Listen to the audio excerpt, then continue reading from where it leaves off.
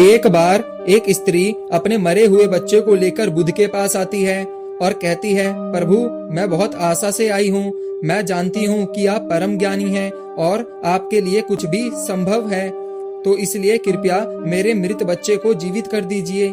मैं आपका यह उपकार कभी नहीं भूलूंगी। उस स्त्री को बुद्ध के पास उन लोगों ने भेजा था जो बुद्ध से बहुत ही ज्यादा ईर्ष्या करते थे।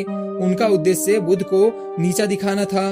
उस स्त्री का पुत्र वास्तव में मर चुका था, लेकिन वह नहीं जानती थी कि उसका और उसके मरे हुए पुत्र का इस्तेमाल बुद्ध को बदनाम करने के लिए किया जा रहा है।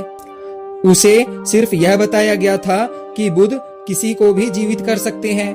प्रभु क्या आप मेरे पुत्र को जीवित कर पाएंगे? स्त्री ने पूछा। वह उपस्थित सभी लोग बुद्ध की प्रतिक्रिया का इंतजार करने लगे।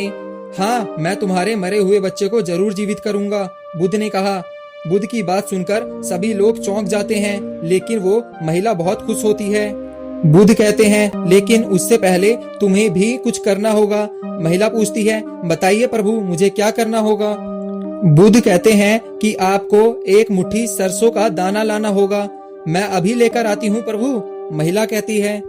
लेकिन बुद्ध कहते हैं, याद रहे सरसों का दाना एक ऐसे घर से लेके आना होगा जहाँ कभी भी किसी की मृत्यु ना हुई हो। महिला ये बात सुनती है और सरसों का दाना लेने के लिए गांव चली जाती है। वह घर घर जाकर पूछती है। उसे हर घर में सरसों के दाने मिलते हैं, लेकिन उसे एक भी ऐसा घर नहीं मिलता जहाँ किसी की भी मृत्यु ना हुई हो। अंत में महिला को समझ आता है कि मृत्यु एक अनिवार्य सत्य है जिसे कोई नहीं बदल सकता।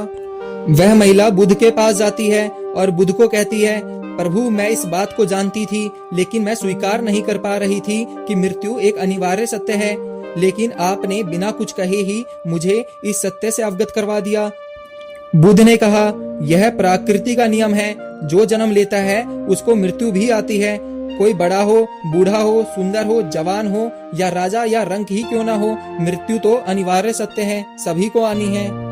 बुद्ध कहते हैं, हमारा वास्तविक संसार दुख और पीड़ा का क्षणभंगुर खेल है, इसलिए यहाँ हर कोई मरेगा। दोस्तों, आपने इस कहानी से क्या सीखा?